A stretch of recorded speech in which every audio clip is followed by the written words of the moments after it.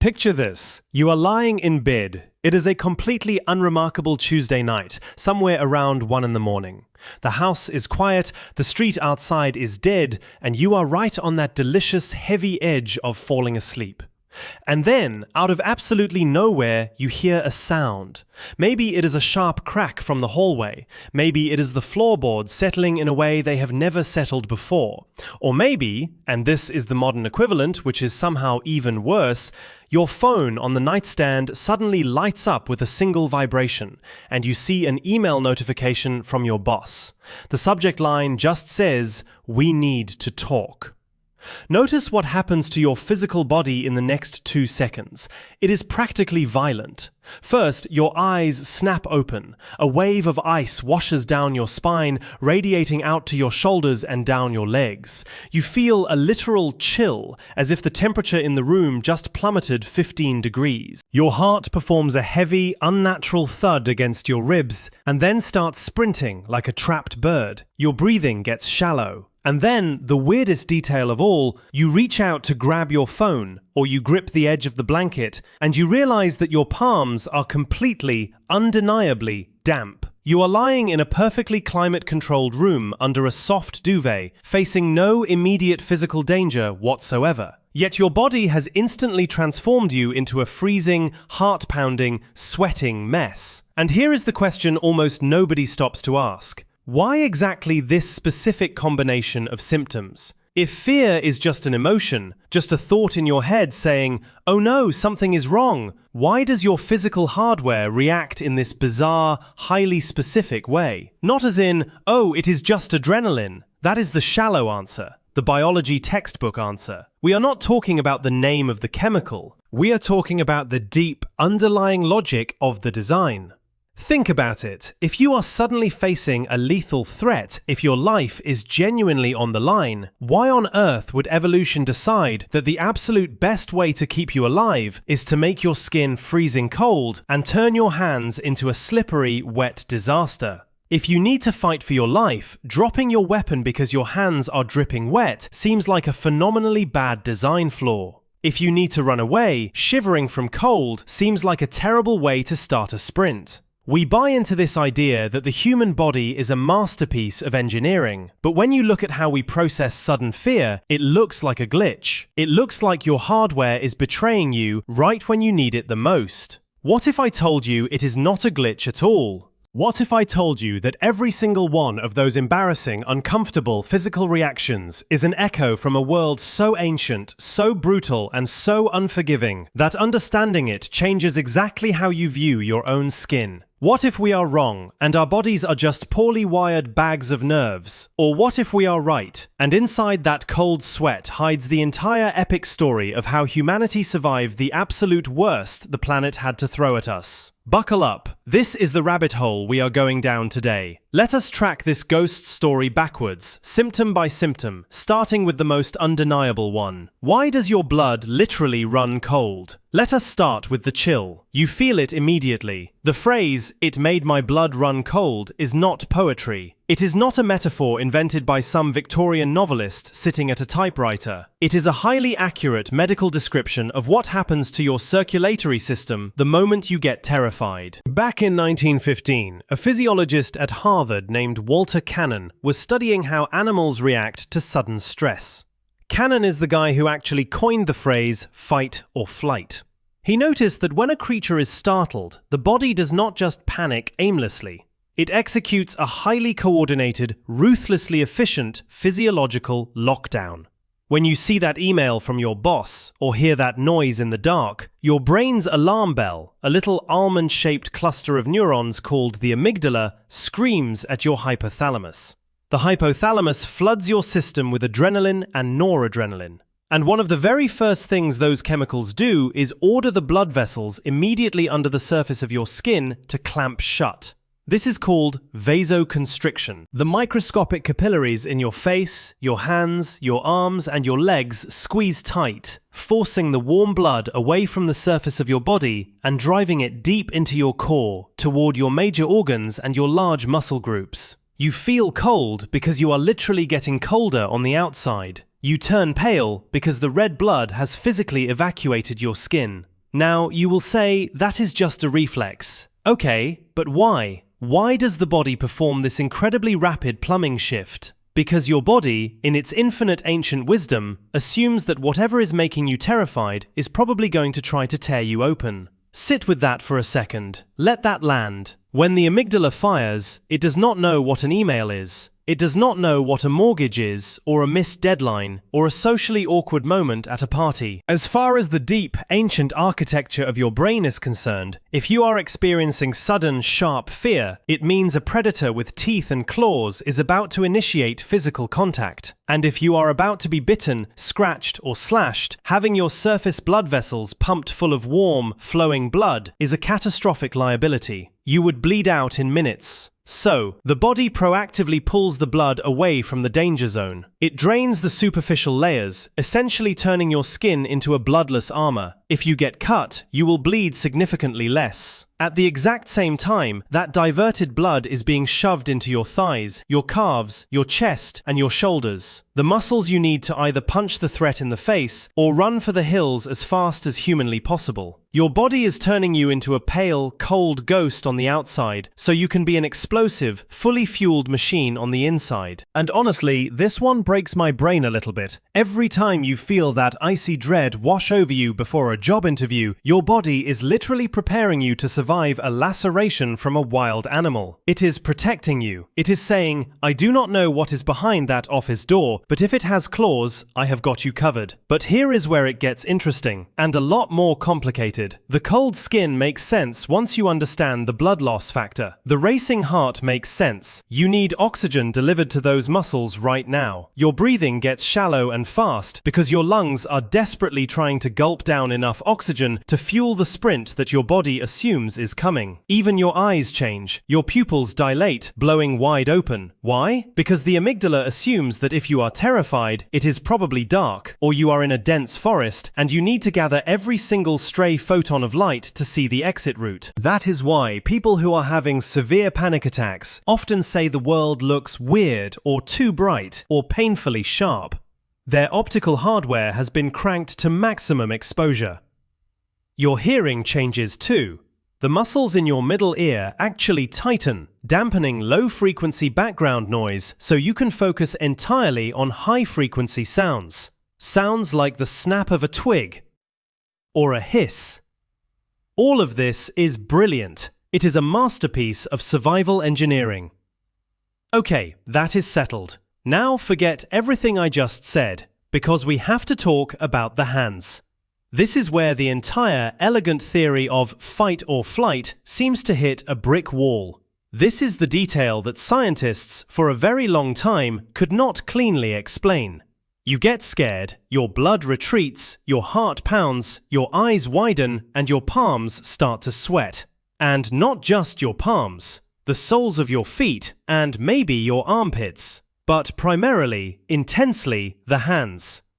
Let us be honest, we have all been there. You are about to hold a microphone, or shake hands with someone important, or take a driving test, and you have to aggressively wipe your hands on your jeans because they are suddenly soaked, and you're about to say, "Come on, it is just sweat." The body is heating up because the heart is racing, so it sweats to cool down. Basic biology. Except it is not. The honest answer is, that is completely wrong. There are different types of sweat glands in the human body. The ones that cover most of your arms, your back, and your chest are eccrine glands, and their primary job is thermoregulation. When you go for a run on a hot day, they pump out a watery fluid that evaporates and cools your skin down. But the sweat that happens when you are terrified is different. It is called emotional sweating. It is triggered not by temperature, but entirely by psychological stress, arousal, or fear. And it is hyper-concentrated in very specific areas, the palms of your hands and the soles of your feet. These areas possess the highest density of sweat glands anywhere on the human body. We are talking about over 3,000 sweat glands per square inch on your palms. That is a staggering amount of biological plumbing dedicated solely to making your hands wet. And unlike thermoregulatory sweat, which takes a few minutes of jogging to really kick in, emotional sweat is almost instantaneous. The moment the amygdala hits the panic button, a signal shoots down your sympathetic nervous system directly to the palms and soles, bypassing the temperature control centers completely. Within 1 to 2 seconds, the moisture arrives.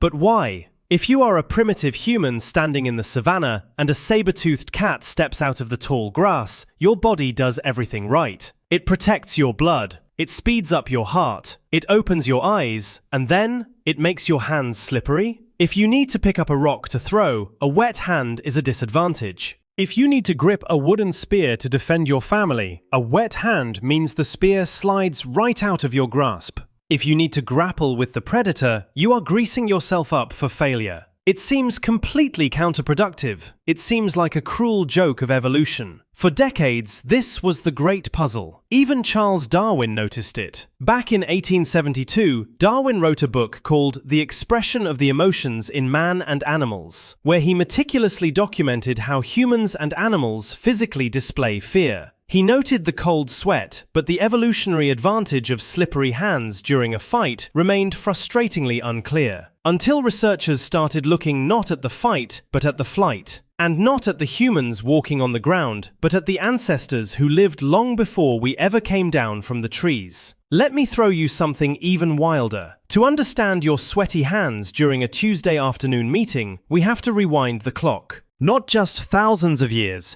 we have to go back millions of years, back to the dense, towering canopy of the prehistoric jungle. Before our ancestors walked upright on the open plains, they lived in the trees. The canopy was our entire world. It was our home, our dining room, our highway, and our refuge. But the canopy was not safe. There were predators that hunted in the branches, ancient leopards, massive prehistoric eagles, terrifying snakes that could camouflage perfectly against the bark. Picture this. You are a small, hairy primate. You are sitting on a thick branch, chewing on some fruit. Suddenly, the leaves rustle above you. The shadow of a massive bird sweeps over the canopy. Or you hear the low, terrifying growl of a climbing cat right below you. Your amygdala screams. The alarm goes off. You have to move. You cannot fight an eagle, and you cannot punch a prehistoric leopard. Your only option is flight. You have to climb higher or swing to the next tree, and you have to do it with explosive speed. Now think about the physics of gripping a branch. If your hands are completely dry and the bark of the tree is dry or dusty, your skin lacks friction. Dry skin on dry wood slips. You try to launch yourself to the next branch, your dry palm slides off the bark, and you fall 50 feet to the jungle floor. Game over. Lineage ended. But what happens if there is just a little bit of moisture on your hands? If you have ever worked in an office sorting through piles of paper or tried to turn the page of a stubborn book, what is the first thing you do? You lick your finger. Why? Because the moisture alters the friction. It makes the ridges of your fingerprint slightly tacky. It allows your skin to grip the smooth surface of the paper. The same principle applies to athletes today.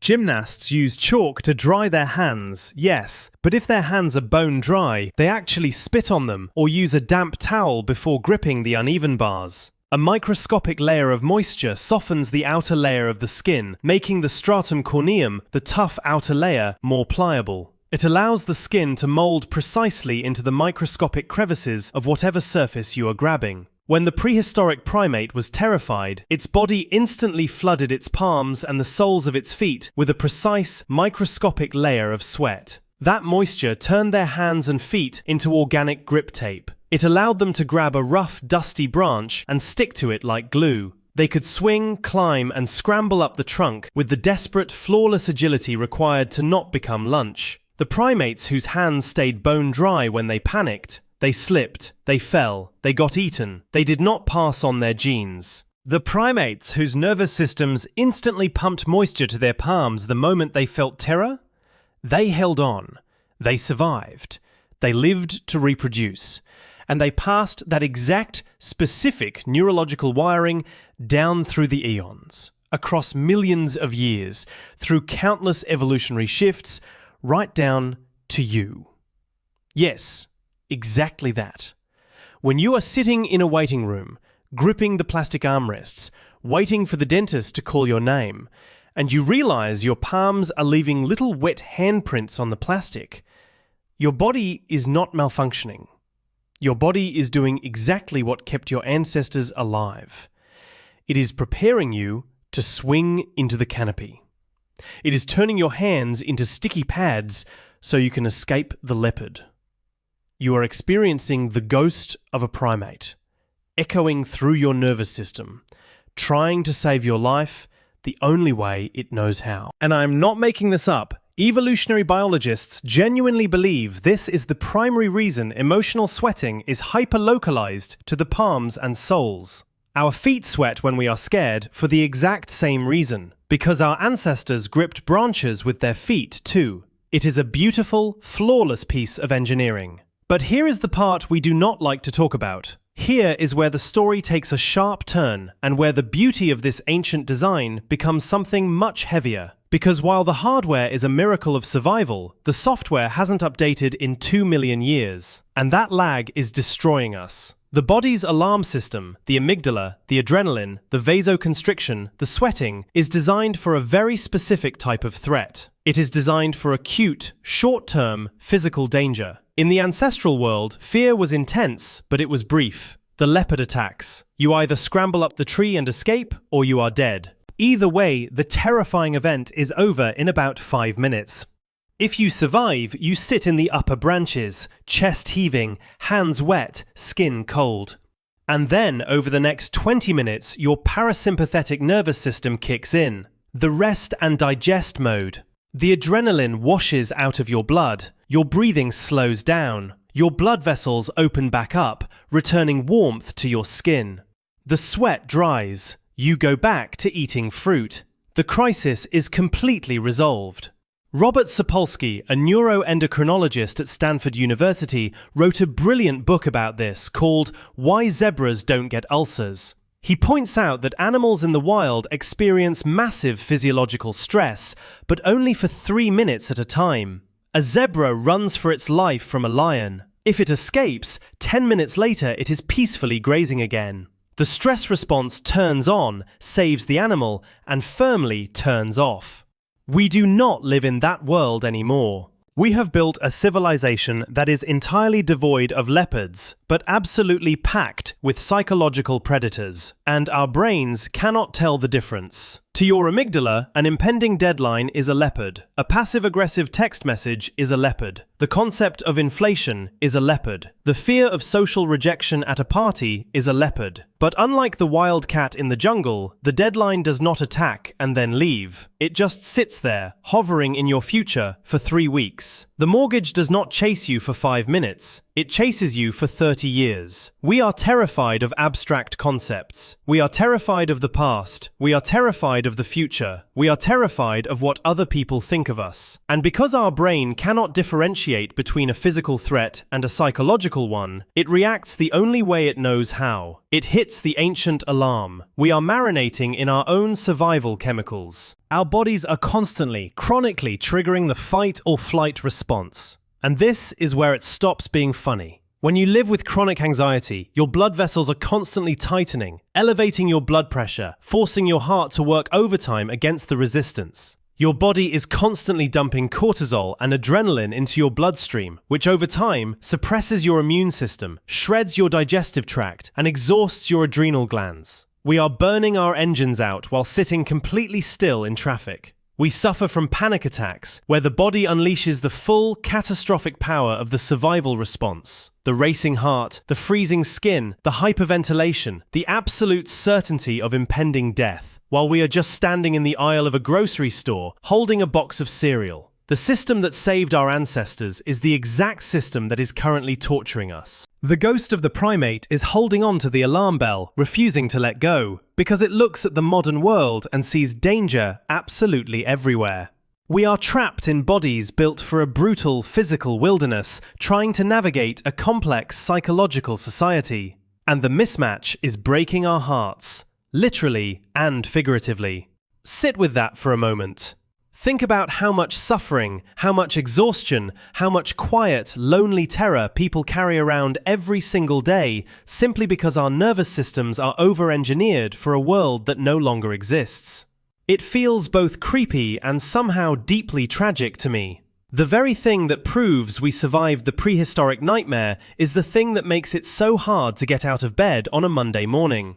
But let us look at it from another angle. Because while it is heavy, I don't think it is just a tragedy. I think we need to reinterpret what this actually means for you, sitting there, living your life. The honest truth is, science can map the pathways of the amygdala. It can measure the microscopic output of the eccrine glands, and it can track the evolutionary changes in skin friction. But science cannot crawl inside the experience of the fear itself. It cannot measure the sheer weight of what it feels like to be human and afraid. When you are lying awake at 3 in the morning and the cold dread washes over you and your hands get clammy with anxiety over a mistake you made 5 years ago, it is so easy to be angry at your body. It is so easy to feel weak or broken or like there is something fundamentally wrong with your hardware. Why can't I just be calm? Why am I reacting like this? We treat our anxiety as a disease. We treat our physiological reactions as embarrassing flaws to be hidden, medicated, or wiped away on our genes.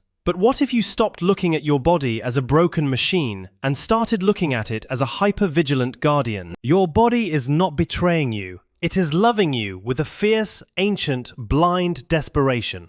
Every time your heart races, every time your blood runs cold, every time moisture floods your palms, your body is screaming, "I will not let you die. I will prepare you to fight. I will prepare you to run. I will make sure you hold on to the branch. I have got you."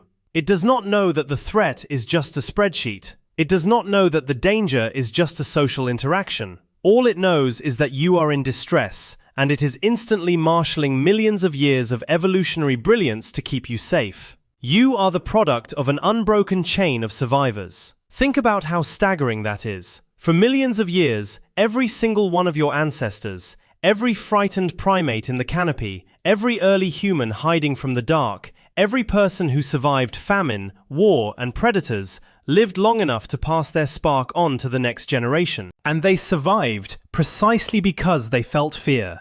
They survived because their blood ran cold and their hands sweat. The fearless ones? The ones whose bodies did not react with explosive panic? They were eaten. They were wiped from the evolutionary record.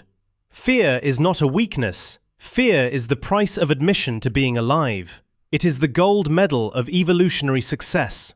You are walking around with a biological masterpiece inside you, a time capsule. Your nervous system is a living monument to every ancestor who held on tight enough to see the sunrise. The fear you feel is just the echo of their survival, resonating through your bones. We do not know what the future holds. We do not know how our bodies will adapt thousands of years from now to the weird, screen-filled, abstract world we have built. Maybe the software will update. Maybe the ghost in the machine will finally realize the leopards are gone. But the very fact that we sit here today, asking these questions, feeling this fear, and trying to understand ourselves, that is the most astonishing thing in the known universe. So, let us go back to that room. It is 1 in the morning. You are lying in bed. The house is quiet. Your phone lights up on the nightstand. You see the email from your boss. The chill washes down your spine. Your heart performs that heavy thud and starts to sprint. You reach out and you notice your palms are damp. It is the exact same scene, the exact same uncomfortable, annoying physical reaction. But now, look at your hand. Seriously, in your mind's eye, look at your palm. You are not broken. You are not weak.